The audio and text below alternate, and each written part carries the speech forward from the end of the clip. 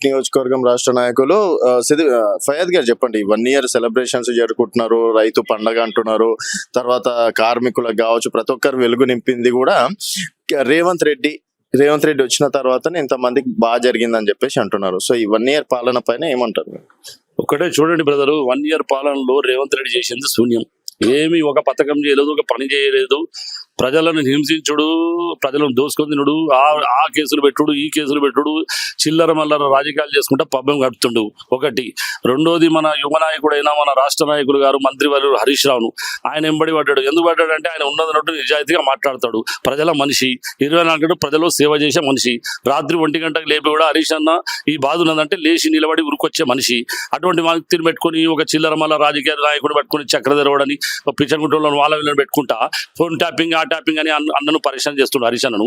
ఇవన్నీ ఎందుకు చూసినా హరీష్ అన్న నువ్వు ఏదో చేస్తున్నా అనుకుంటున్నావచ్చు, కానీ అది నీ విలువకే, నీ స్థాయికే తగ్గుతుంది. నీ స్థాయి తగ్గిపోతుంది, హరీష్ రావు స్థాయి పెరుగుతుంది. ఇటువంటి చిల్లర మిల్లర రాజకీయాలకు హరీష్ రావు భయపడు. ప్రజల మనిషి, గుండె ఉన్న మనిషి, ఎవరికి భయపడే పరిస్థితి ఉంటుంది. దేనికైనా ధీటుగా సమాధానం చెప్పే నాయకుడు మా రాష్ట్ర నాయకుడు హరీష్ రావు గారు. ఏ కేసులైనా భయపడడు. అయితే దాదాపుగా 3-4 సెక్షన్ల కింద కేసు పెట్టడం అనేది జరిగింది. చక్రధర్ గౌడ్ ఇప్పటి నుంచి కాదు, గతంలో నుంచి కూడా హరీష్ రావు పైన ఫైట్ చేస్తున్నారు కదా.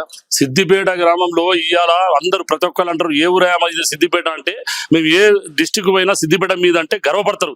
ఎంత డెవలప్ చేస్తాడా, మంచి నాయకుడు దొరికిండయా మీ హరీష్ రావు గారు. మాకు దొరికేడుతుండే అసలు నాయకుడు. ఎంత సిద్దిపేటను మన హైదరాబాద్ తర్వాత 2వ నగరంగా తీర్చిదిద్దిండు. అటువంటి వ్యక్తిని పెట్టుకొని ఈ చిల్లరగాళ్ళు మల్లరగాళ్ళు 4 రూపాయలు ఇచ్చుకుంటా ఏదో చెప్పుకుంటా ఆయన మీద తిరుగుబాటు ఉల్టా సీదా రాజకీయాలు చేసుకుంటా ఇవి మాట్లాడుకుంటా 10 మంది పోరాలను పెట్టుకొని తాగిపించుకుంటే ఏదో జిందాబాద్ అంటే నడవది. సిద్దిపేట కాదు, కేసీఆర్ ఉన్నంత షరేపు హరీష్ రావు సిద్దిపేట నియోజకవర్గంలో.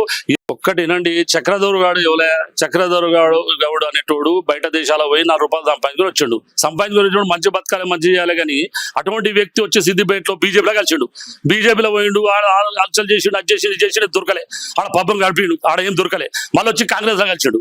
కాంగ్రెస్ లో కలుసుకొని ఈడ సిద్దిపేటలో ఏదో చెప్తాను, నేను ఏదో మునగతనం చెప్తాను, నేను అది చెప్తాను, 4 చిల్లర మల్లగాలను పట్టుకొని వాళ్ళకి ఏదో పైసలు ఇచ్చుకుంటా, ఏదో పెన్షన్లు ఇచ్చుకుంటా, అది ఇస్తా అని అవకతవకలు చెప్పుకుంటా. బిడ్డ ఒక్కటి అది గురించి చక్రధర్ గౌడ్, నీ చరిత్ర తెలియదు కాదు. మేము సిద్దిపేటలో పుట్టినాం, సిద్దిపేట చదివినాం, సిద్దిపేట పెరిగినాం, సిద్దిపేట చదువుతాం. ఇవాళ మేమనేది కూడా మాస్ లీడర్ మా కేసీఆర్ గారు 1986 నుంచి మేము రాజకీయాల్లో తిరుగుతున్నాం. ఎంతమందిని చూసినాం, ఎంతమంది పోయినాం. మా లెక్కల నువ్వు మాకంటే కూడా నువ్వు చిన్నోనివే. అటువంటి వ్యక్తి హరీష్ రావును నువ్వు విమర్శించుడు, హరీష్ రావును ఏం చేస్తాను రోజు పొద్దున్న లేకొని ఏదో చేస్తా, ఏదో పొజిషన్ అంటే బిడ్డ ఆయన కాలి గోటి కూడా తలవను. నువ్వు మాట్లాడు, యాది పెట్టుకో. చక్రధర్ కూడా చెప్తున్నా నేను, ఆయన హరీష్ రావు గారికి కాలి గోటి కూడా నువ్వు సరిపోవు. అటువంటి వ్యక్తివి నువ్వు చిల్లర మల్ల రాజకీయాలు చేసుకుంటే హరీష్ రావు గారిని తిడితే, హరీష్ రావు గారిని ప్రెస్ మీట్ పెడితే ఏదో చెప్తా అంటే నువ్వు పెద్ద లీడర్ అవుతావు అనుకుంటావు, కానీ నువ్వు జీరోలో పోతావు. ఎందుకంటే మాలో న్యాయం ఉంది, ధర్మం ఉంది. ఆయన మాస్ లీడర్, పొద్దున్న లేస్తే రాత్రి లేస్తే 24 గంటలు ప్రజల గురించి ఆలోచించే వ్యక్తి. అటువంటి వ్యక్తి మీద నువ్వు ఏదో నిందలు పెట్టి ఏదో మాట్లాడుతున్నావు, ఇది మంచి నీ తగదు బిడ్డ. చక్రధర్ కూడా మానుకో. సారుకు మాత్రం విమర్శించే హక్కు నీకు లేదు.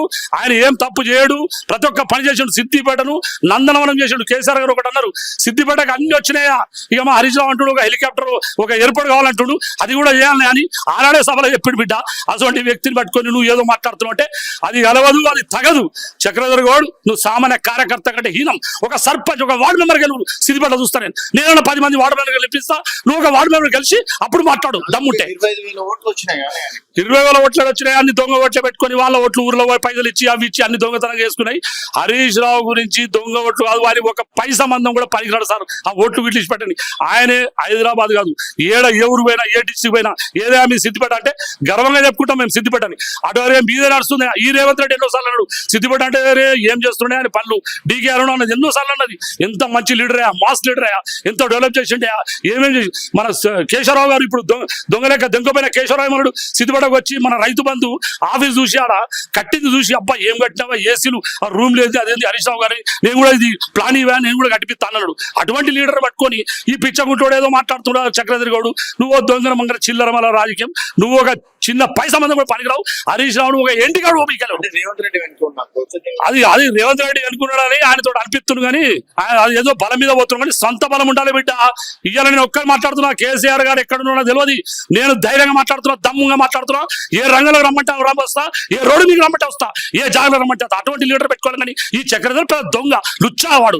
మరి హరీష్ రావు గారిని అగ్గిపెట్టే దొరకలేదు, 10 పైసలు అగ్గిపెట్టే హరీష్ రావు గారు నువ్వు పెడుతూ. అరే అవన్నీ వేస్ట్ ముచ్చట్ల, నా ఏది తెలవక ఇవన్నీ పిచ్చి పిచ్చి మాటలు మాట్లాడు, తప్పు అవి. అవన్నీ గతం మర్చిపోవాలి, అవన్నీ పిచ్చి మాటలు మాట్లాడదు. తెలంగాణ తెచ్చిన ధీరుడు, తెలంగాణ తెచ్చిన వీరుడు, తెలంగాణ తెచ్చిన గాంధీ మహాత్ముడు. అటువంటికి శ్రీరాముడు కేసీఆర్ గారు అయితే ఆంజనేయుల వారు హరీష్ రావు గారు. అటువంటి మాటలకి ఎవరు నమ్మరు, ఈ చిల్లర గాలకి ఎవరు నమ్మరు. ఇది మాత్రం రాసి పెట్టుకొని మీరు, నేను చెప్తున్నాను ఖచ్చితంగా.